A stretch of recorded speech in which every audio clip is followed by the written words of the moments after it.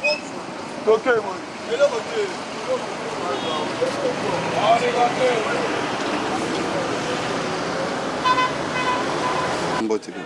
tout le monde jeunesse INR,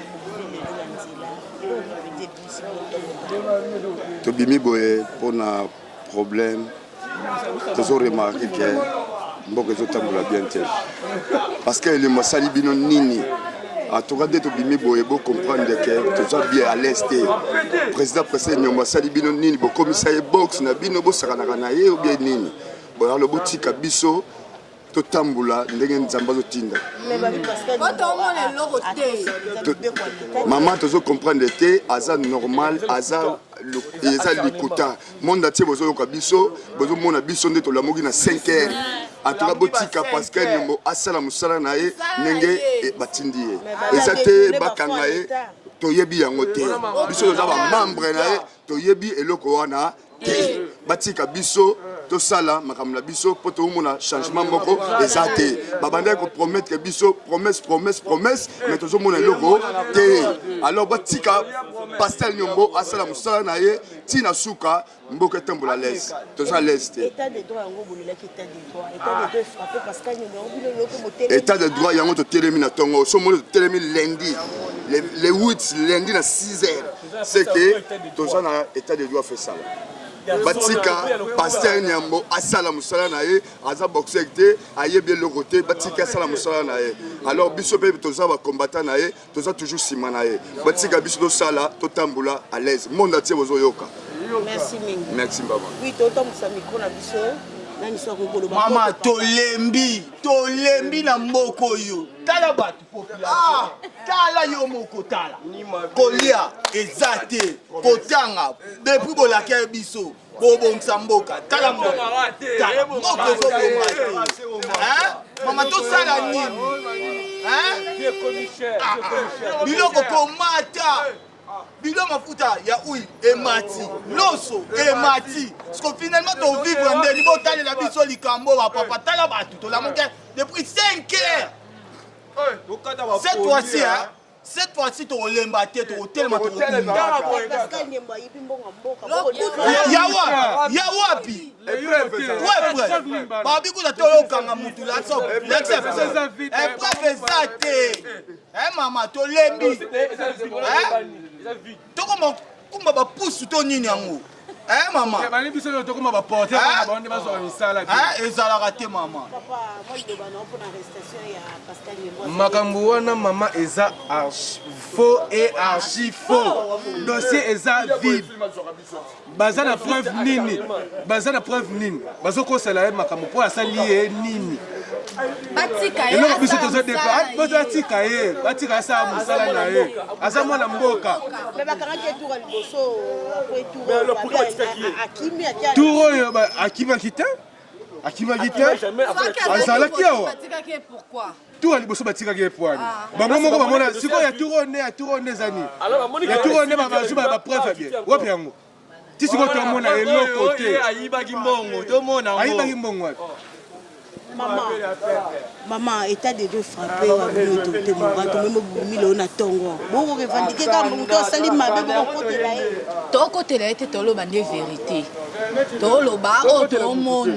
état de droit ne toujours réclamé. Lobby trop. Basala ndeto mona. Pe makamba soleza tate. Toujours réclamer le droit na biso toza la gêne. Si ça tient pas, il faut to tambola. Les droits na biso to réclamer. Basala biso to. Pour mboka za biso. Basala volonté ya peuple. Soto bima bezo pour tout monde loroté. Soto bande ko mona to linga to bimate. Donc to sala to sala to tika te to marché pour to solution. Batika biso to na biso to soutenir quand na biso to zaka wana na si to la dernière Pascal oui to za derrière to za na mama to tikati batika plaquer le peuple congolais ti maman oui to moni yo ne tout quoi baki jeunesse INR ni vraiment pour l'état congolais à principe les gens ta béret ya rouge. Mais le cas de béret noir, ils ont avertissement auto-lancé. Donc, l'INR, nous sommes bien disposés et on quitte la tyrannie de Bolding. Oui, oui, allez-y. Ouais. Tout le monde a dit que le arrêter ou abîmer Pascal. Pascal a détourné des millions et belé. Puis comment côté moto a eu puis même bon à l'état. La justice, ils ont des preuves. Lorsqu'il n'y a pas de preuves, c'est qu'il n'y a pas lieu de ça à la justice. Déjà, Azaki a arrêté dans le mois de janvier et puis relâché dans le même mois. Alors que le dossier qui est les dossiers qui concernent Ata Moukete. Donc, il y a une infraction à Moutoumousous. Actuellement, c'est besoin de pourquoi? Besoin d'acquiser pour avoir financé le service intelligent Yambo Kalabiso. Mais maman, lorsque les services intelligents Yambo sont financés, alors qu'ils ont tracé par rapport à la rubrique, les preuves sont là. Qu'est-ce que vous voulez au juste?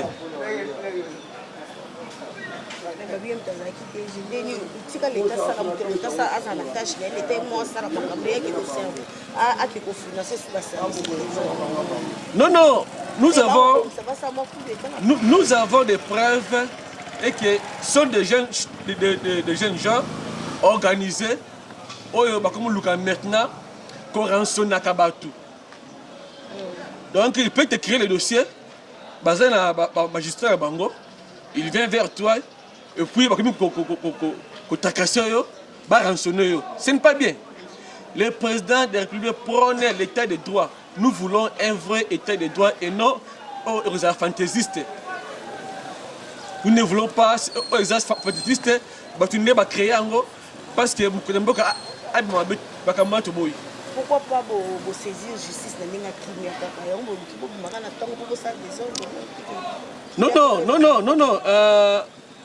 Notre droit fondamental ou loi fondamentale nous donne droit de se manifester en toute forme. Il y a plusieurs façons de manifester ou soit il y a que prouver des approbations de Bissot. Ça, c'est une façon de prouver que nous ne sommes pas contents par rapport à la justice. Message de relancer la justice congolaise, la dossier à Pascal. Non. Ils sont d'accord comme moi que le dossier de Maître Pascal Nembo est bel et bien vide. Bas a courage, il y a que notre compatriote, parce que c'était un grand défenseur du Congo. A défendre le Congo dans l'instance ébélée. A défendre le Congo dans les Nations Unies. Il image ne pas les alliés. Courage au Moutona Azwa a risqué la vie. Moutouma côté, au na Congo, a courage à Jean Rwanda. Donc, au Pascal Nembo Asala a risqué la vie pour que Mboka Oyo, pour que les Congolais bénéficient toujours de bien, de minéraux, comme il faut. Vous savez qu'à l'heure actuelle, les Congolais, en tout cas, ils ont un groupe de gens qui ont profité de la minéraux Congo. Ce n'est pas tout le monde. Hein? Or que notre ressource, notre revenu doit être distributif et non bâtiment non, non. On veut que tout le monde, que tout le peuple, c'est ça la vision de Pascal Nembo, que nos minéraux contribuent aussi à notre budget. Merci.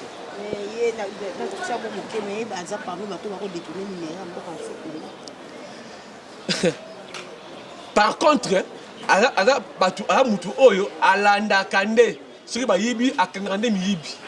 Bas à la courage à Rolobango. Pour ça, preuve que parce que les mots à Kangrande Miyibi, on va y baka, va y faire un peu de bus. Ok, merci.